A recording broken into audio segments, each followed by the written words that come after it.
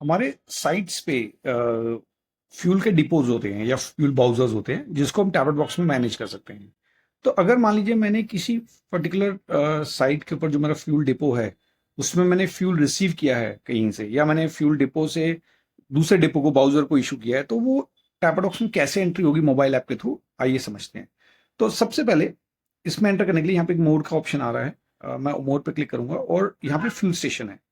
तो सबसे पहले मेरे को क्या है, मेरे को फ्यूल स्टेशन पिक करना है, तो मैंने फ्यूल स्टेशन पिक किया। अब मेरे पास मेरी साइट पे या मेरे अकाउंट में मेरी विजिबिलिटी के अकॉर्डिंग मेरे को 4 फ्यूल डिपोज जो है वो नजर आ रहे हैं। ठीक है, जिसमें से 2 फ्यूल बाउजर्स हैं, एक सेंट्रल डिपो है और एक झारखंड साइड डिपो है। और इन डिपोज में कितना कितना diesel as of now pending है या मिला बचा हुआ है या उसमें अभी अवेलेबल है, ये मुझे नजर आ रहा है। इनमें से अगर मैं किसी भी डिपो पे टैप करता हूं, ठीक है, एमसीआर ब्राउजर पे मैंने टैप किया, तो जब मैं टैप करूंगा तो एमसीआर ब्राउजर का मेरे को डिटेल्स में ले जाएगा। तो डिटेल में 3 टैब्स आपको नजर आएंगे। पहला समरी का टैब है जिसमें वो करंट मंथ का मेरे को समरी दिखा रहा है कि कितना ओपनिंग बैलेंस था, कितना रिसीव हुआ, इशूड हुआ, क्लोजिंग बैलेंस। सेकंड में वो लेजर दिखाएगा कि उस ट्रांजैक्शन में क्या क्या ट्रांजैक्शन हुई, वो सारी ट्रांजैक्शन आएंगी। और डिटेल्स के अंदर वो ब्राउजर कौन सा है, किस साइट पे लिंक्ड है, ठीक है, करंट फ्यूल का प्राइसिंग क्या है, फ्यूल का प्राइस चेंज करना चाहते हैं तो आप वो कुछ भी कर सकते हैं। और ऊपर आप देख रहे हैं टॉप राइट कॉर्नर में एक ऐड का बटन है। तो इस ऐड के बटन से आप फ्यूल रिसीव कर सकते हैं, इशूड कर सकते हैं या ट्रांसफर कर सकते हैं। ठीक है, अब फ्यूल इशू जो है, जो इक्विपमेंट में इशू होता है वो तो फ्यूल फीड इन के थ्रू होता है, फ्यूल फीड इन जो हमारा लॉक शीट में उसके थ्रू होता है। बट अगर मान लीजिए आपने किसी वेंडर को इशू किया या किसी और पर्पज से इशू किया जो कि इक्विपमेंट के ऊपर नहीं है, तो आप यहाँ से इशू कर सकते हैं।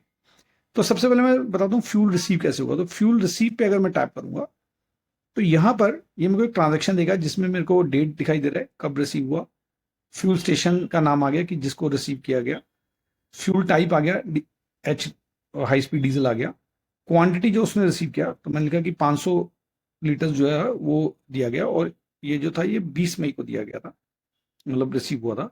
फ्यूल का रेट क्या था, तो अभी रेट चेंज हो गया, 93.508 हो गया, तो मैंने 93.8 कर दिया और मैंने यहाँ पे टैप कर दिया अपडेट फ्यूल प्राइसेस। तो अब जब मेरी नेक्स्ट ट्रांजेक्शन आएंगी तो वो 93.8 के अकॉर्डिंग कैलकुलेट करेगा।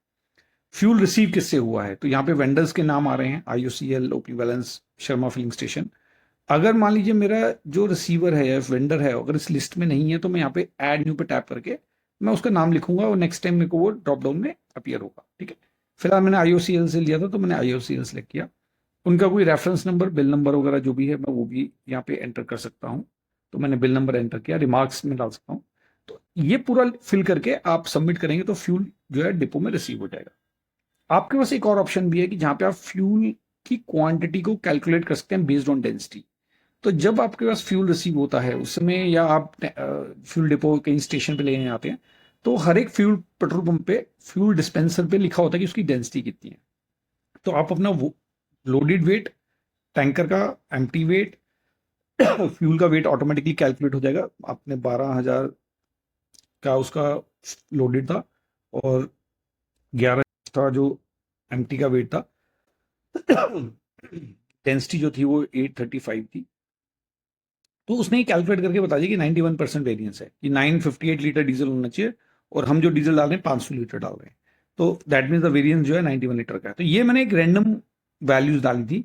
आप यहाँ पे जो एग्जैक्ट वैल्यूज डालेंगे तो आपको कैलकुलेट करके वेरियंस दिखाएगा, अदरवाइज आप इसको बंद कर सकते हैं। तो आपने ये एंट्री की और सबमिट किया ऊपर।